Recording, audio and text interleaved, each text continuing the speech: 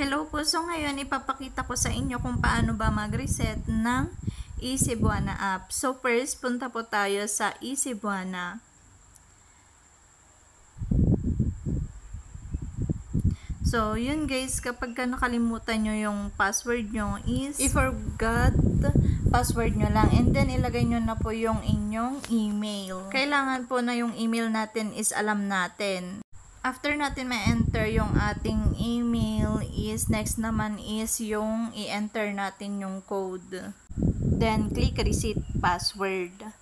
So yun guys, susunod na tayong pumunta sa ating Gmail account. So yun guys, so marireceive na natin yung i-save password reset. Kapag wala kayo na-receive na ganyan, i-check nyo lang po yung inyong spam. Baka andun po. So, yun guys. So, next naman is, yun, i-click na natin yung ating na-receive na password and then i-click yung reset password. Then, yun, maglalagay na tayo ng ating bagong password. So, yun. Then, after that is, lalabas na po yung ating username. So, yung username na yan is, yun na po yung ilalagay nating username sa ating EasyBuana app. So, ngayon is, try na nating mag-open sa ating EasyBuana. So, ilalagay lang natin yung username and then password.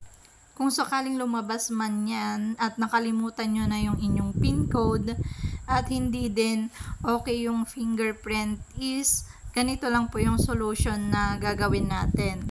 Ang gagawin lang natin is i-install lang po natin yung ating EasyBuana and then punta po tayo sa ating Play Store and then mag-download po ulit tayo ng EasyBuana app.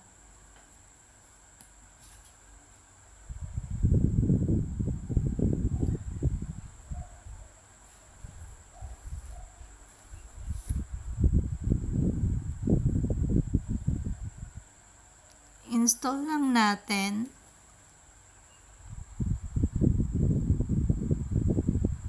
Pagkatapos nyan is i-open na natin. Open and then select English or Filipino and then lagay lang natin yung username and password. Term and conditions, so yun.